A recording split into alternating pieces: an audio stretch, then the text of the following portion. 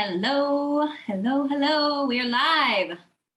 We're talking about longing and discontent today and the old paradigms that are actually standing in our way from where we are right now to where we want to be, how we want to live, how we want to experience life.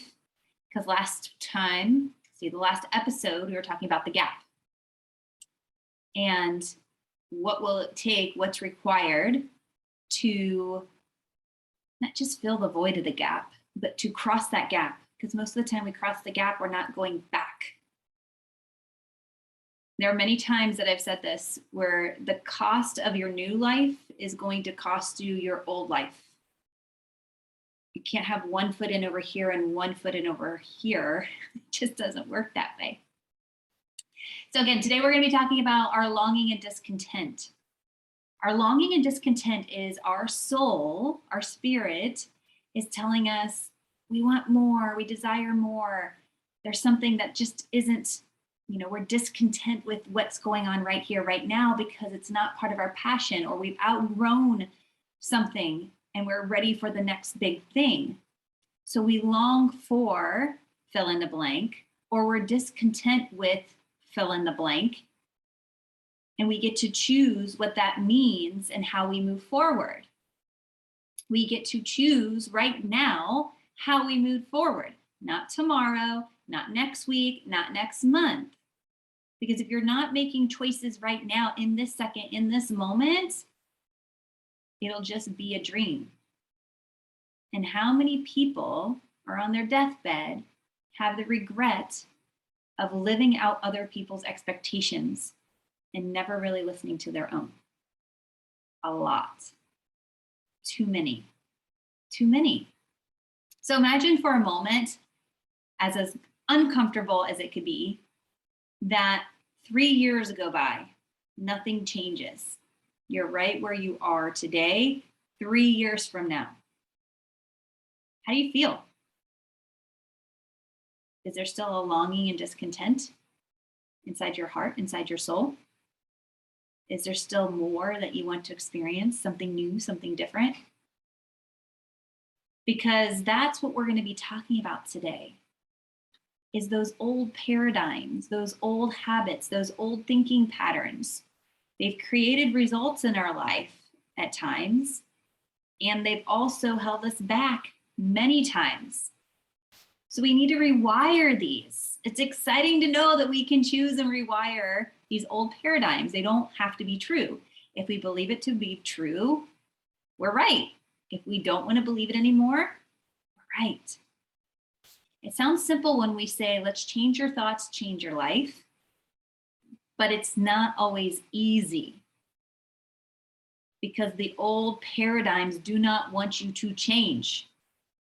They want to keep you in your comfort zone, no matter how uncomfortable you are. You might be 10 years trying to switch careers and you're scared, or you're nervous, or the money, or my education, I'm still paying off my student loans and I'm still wanting to switch over here. How? Fear, worry, doubt. Even though it's a comfort zone to your old paradigms, it's not even comfortable, it's just familiar. When things are familiar in our mind, it means we're safe. It keeps us safe. It keeps our brain from jumping into flight or fight mode. So grab your pen and paper, or listen to this again, because I want to go over the D's. We've talked about the dirty D of doubt and how that kills more dreams than anything. Well, these are the other 3 D's, and doubt is actually part of the second D. And we're going to jump into that here in a minute. But the first D is distraction. Distraction. Think about your day and how many times you're distracted by social media, an email, dishes, laundry, a family member, a neighbor, your phone. I mean, there's so many different things that can grab our attention. Marketing, distraction. We allow distraction to keep us from taking action on what we really desire, from taking one little step that might take 5 seconds or 10 minutes out of our day. We get sucked into other things that take 5 minutes, 10 minutes, hours of our time. Television, Netflix, We invest our time and energy and our attention into those things. And what's our return on investment? Big difference here, right? So distraction is the first one. Dissuasion.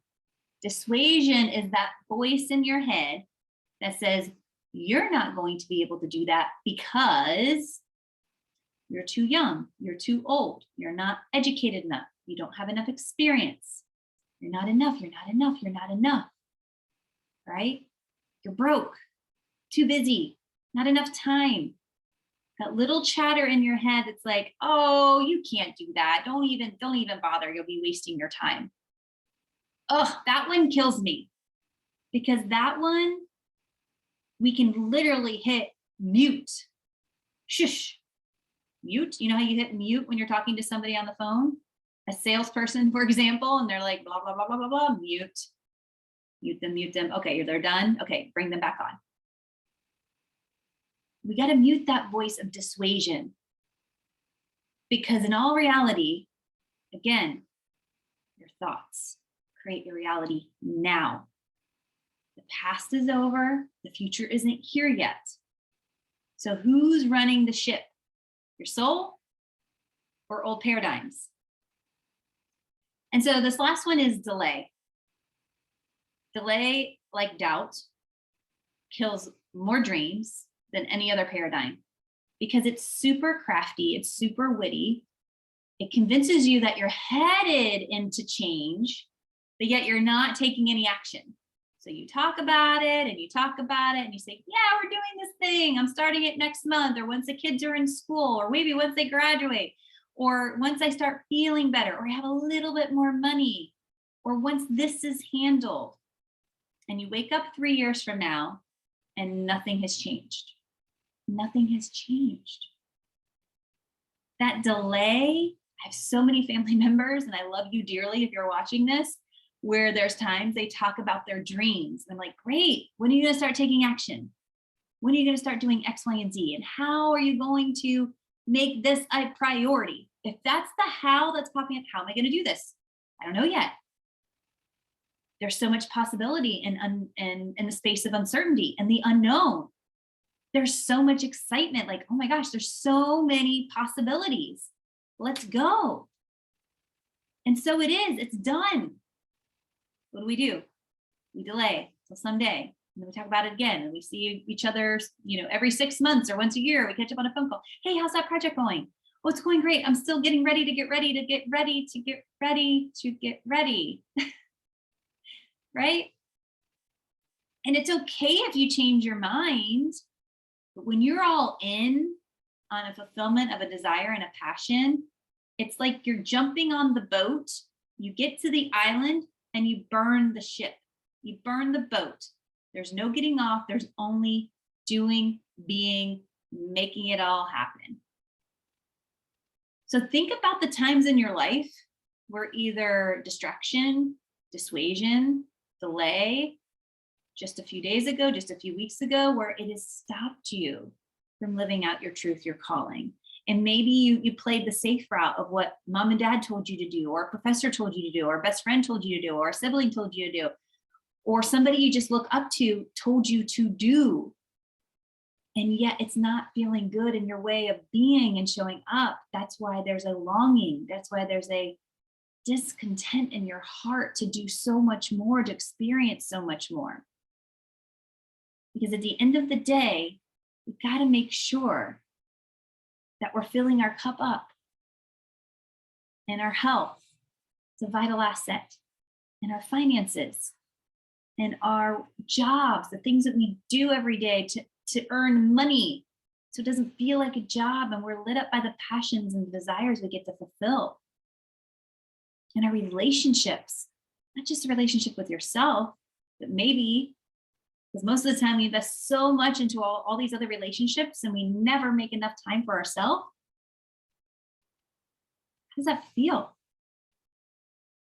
So I challenge you today, again, go back, write these down, jump in, both feet, and silence, mute the distraction, mute the dissuasion, mute the delay, whenever it's showing up in your life and you're finally getting clear on the prioritizing of your priorities that are living out your desires and your dreams, your truth, not just wants, not just needs, your desires.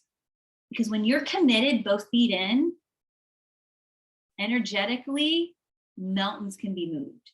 Things start happening. You're like, I don't know how, but I'm committed. Doors are opening. People DM you. LinkedIn people DM you. Instagram DM you.